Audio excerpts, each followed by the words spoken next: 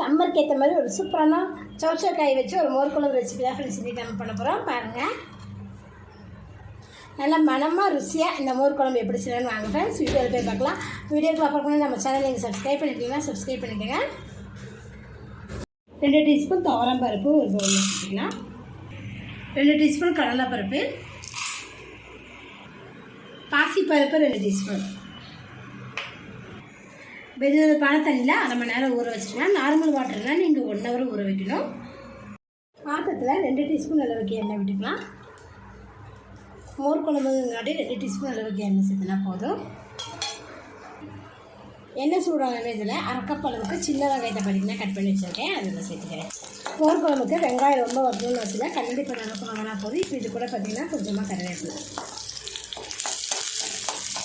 கருவேப்பிலை பொரிஞ்சு வச்சு இப்போ இது கூட பார்த்திங்கன்னா மேரக்காய் 300 கிராம் அளவுக்கு மேரக்காய் பார்த்திங்கன்னா தோல் சீடு சின்னதாக கட் பண்ணி வச்சுருக்கோம், அதெல்லாம் சேர்த்துக்கலாம்.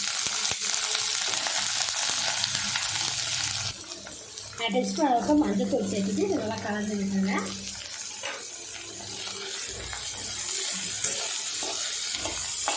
மஞ்சத்தூளோடு நல்லா மிக்ஸ் பண்ணி வதக்கிட்டேன்.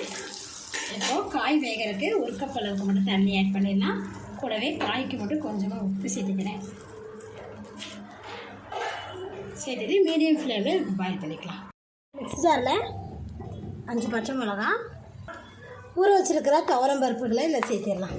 தண்ணி இல்லாமல் சேர்த்துக்கங்க. இது கூட 1 டீஸ்பூன் ஜீரகம், 1/2 கப் அளவுக்கு தேங்காய் இப்போ நல்லா பேஸ்ட்டாக அரைச்சி எடுத்துக்கலாம்.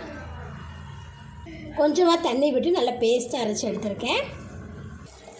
காய் பாருங்கள் நல்லாவே குக் ஆயிடுச்சு. இந்த அளவுக்கு பாதி குக்காக இருக்கும்போது நம்ம அரைச்சி வச்சுருக்க அந்த விழுதை இதை சேர்த்திடுவோம்.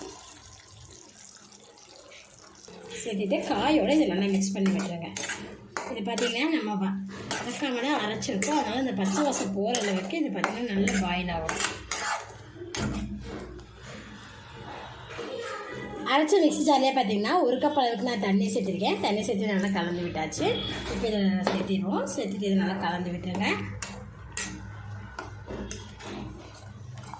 இது மீடியம் ஃப்ளேம்லேயே 5 நிமிஷம் நம்ம பாயில் பண்ணிக்கலாம். பார்த்திங்கன்னா தேவையான அளவுக்கு சால்ட்டு சேர்த்துக்கலாம்.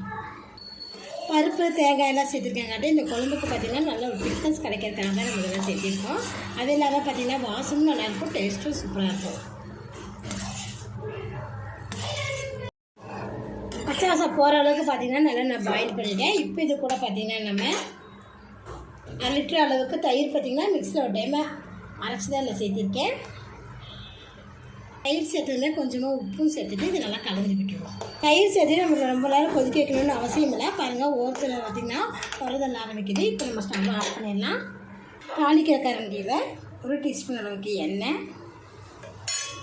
எண்ணெய் சூடான இதில் 1 டீஸ்பூன் கடுகு, 1 டீஸ்பூன் ஜீரகம், கொஞ்சமாக பெருங்காயத்தூள், கூடவே 4 வரமிளகா, காலிப்பருப்பு, ஒரு குழம்பு.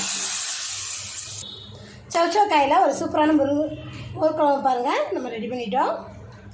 இந்த சம்மர் டைமில் பார்த்திங்கன்னா நம்ம நிறைய மசாக்கள் சேர்ந்த குழம்பெல்லாம் சாப்பிட்றத விட இந்த மாதிரி மோர் குழம்பு செஞ்சு சாப்பிட்டிங்கன்னா உடம்பு ரொம்ப ஆரோக்கியமாக இருக்கும். நீங்களும் இதை போல் ட்ரை பண்ணி பாருங்கள். இந்த வீடியோ பிடிச்சினா லைக் பண்ணுங்கள், மறக்காம நம்ம சேனலை சப்ஸ்கிரைப் பண்ணிக்கோங்க.